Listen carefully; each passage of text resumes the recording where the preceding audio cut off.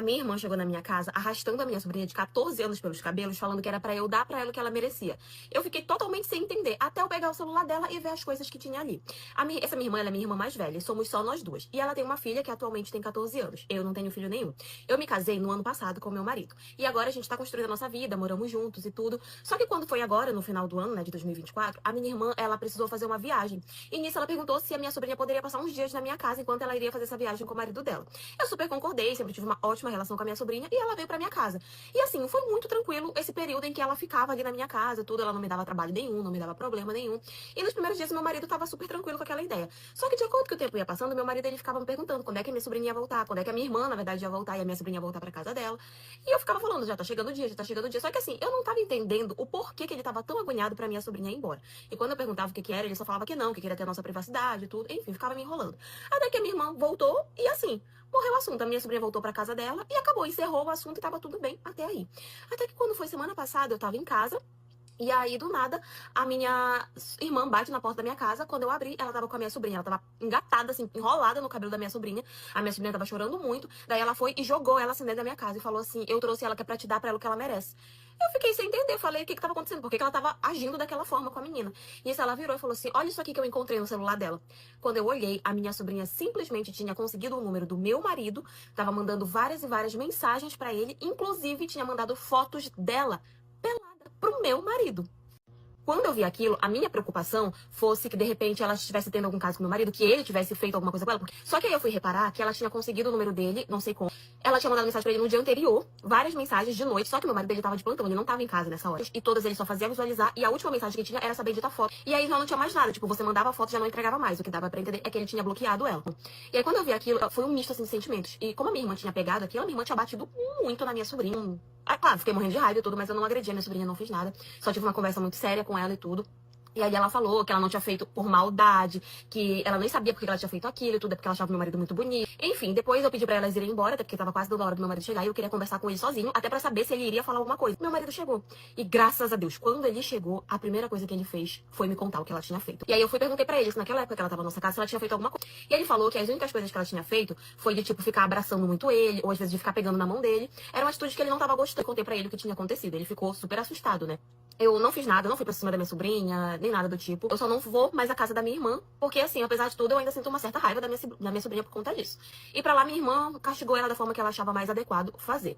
E ainda bem que ela pegou isso agora, porque se fosse uma outra pessoa, se fosse um outro homem, e se esse homem desse confiança pra ela e fizesse sabe Deus o quê com ela, então é por isso que eu falo, é muito importante os pais ficarem sim de olho no celular dos filhos. Eu queria pôr na minha casa quando de repente meu telefone toca. Era o patrão do meu esposo desejando melhoras pra ele. Aí eu fiquei sem entender. Eu falei, ué, mas ele foi trabalhar, não foi? Ele falou, não, é porque ele falou que não tava se sentindo muito bem. Mandou os meninos aqui do serviço avisar que ele ia ficar uns 2 dias sem ir trabalhar. Aí eu desliguei o telefone, né? E fiquei matutando aquilo na cabeça. Eu falei, ué, mas se ele não tá no trabalho, onde é que ele tá? Eu ligar pra ele várias vezes, mas nada do telefone dele nem chamar. E fiquei pensando, quando ele chegar aqui, eu pego ele. Ele vai ter que me explicar onde é que ele tá. Ele tá trabalhando, o horário dele chegar é 6 horas, 6h30. E ele tinha chegado exatamente nesse dia às 6h30 com a roupa de serviço. Só que daí eu fui mais esperta que ele, porque eu fiquei pensando assim, ele falou pro patrão dele que ele vai ficar 2 dias em casa. Então amanhã, quando ele sair, eu vou seguir ele pra ver onde é que ele tá indo. Levantei cedo no outro dia, fiz a marmita dele normal, como se nada tivesse acontecido. Aí ele ainda olhou pra mim e falou assim, nossa amor, hoje o dia vai ser puxado lá na empresa, talvez eu chegue até um pouquinho mais tarde. Esperei ele sair e já fui atrás dele. De repente, meu celular começou a tocar sem parar. E eu nem ia atender, porque eu tava focada ali em saber onde é que ele tava indo. Quando eu atendi o telefone, era uma voz meio estranha, sabe? Parecia que tava sendo abafado com alguma coisa, assim, pra não descobrir quem era. Aí falou assim, ó, eu sei onde seu marido tá indo,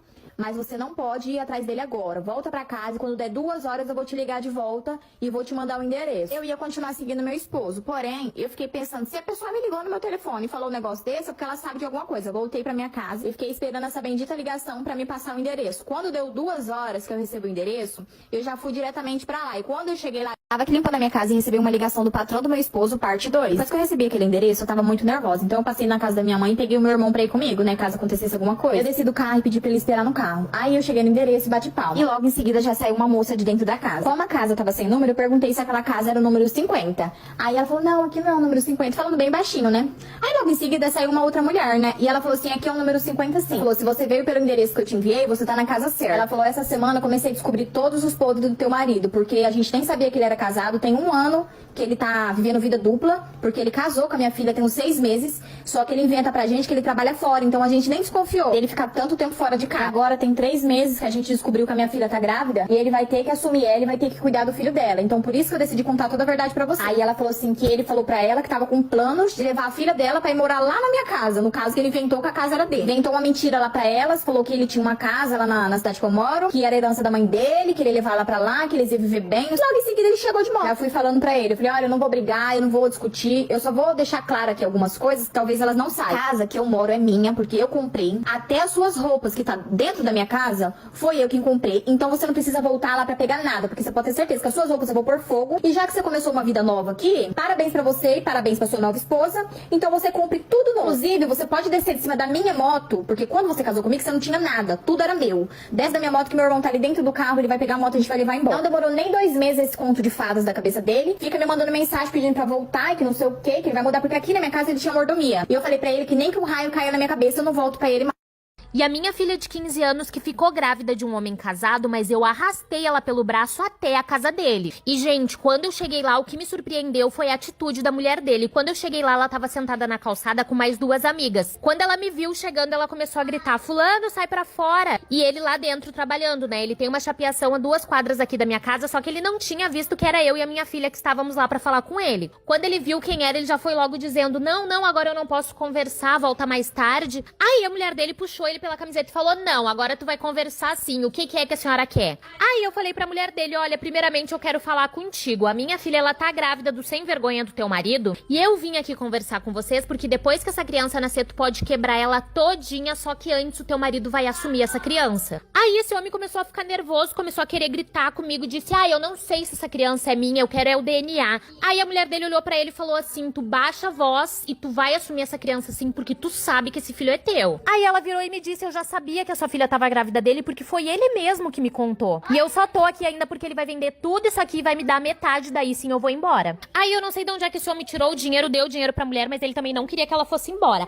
Aí a criança nasceu e a burra da minha filha foi lá morar com aquele cara casado 2 meses depois que a mulher dele foi embora. E eu avisei ela, gente. Eu falei, minha filha não vai. A mesma coisa que ele fazia com a mulher dele, ele vai fazer contigo. Aí agora ela tá lá, já tem 22 anos, tem 3 filhos e tá passando pelo que a mulher passava. Semana passada ela chegou aqui em casa gritando com as crianças penduradas, dizendo que era pra eu ficar com as crianças, que a coisa lá na casa dela não ia prestar, que ela ia sair no tapa com o marido dela e que só um ia sair vivo. Aí eu falei pra ela, tá, mas o que aconteceu? Que barraco todo é esse? E ela me contou que descobriu que o bonito, que ela chama de marido, agora tá ficando com a ex-mulher dele. Disse que a mulher tava lá mandando um monte de mensagem debochada pra ela, chamando ela de corna. E eu, com toda a paciência do mundo, falei pra ela, minha filha, não vai lá fazer barraco. Se tu tiver vergonha nessa tua cara, tu pega tuas coisas e vem morar aqui comigo com essas crianças. Só que não adiantou e ela começou a mandar um monte de mensagem pra mulher, dizendo que era pra mulher descer, que ela ia quebrar a cara da mulher. Resumindo pra vocês, ela foi toda valente, dizendo que ia fazer e acontecer, e se não fosse um amigo dela passar na rua, ela tinha apanhado do marido e da ex-mulher dele. Aí o tal do marido dela deu um chacoalhão nela, ela veio aqui pra casa, ficou uns 3 dias aqui e viu que o homem não tava nem aí pra ela, nem deu bola. Ela pegou as crianças, voltou pra casa e tá lá, toda apaixonada, parece que nada aconteceu. Tirou o marido da mulher e agora virou chifruda assumida.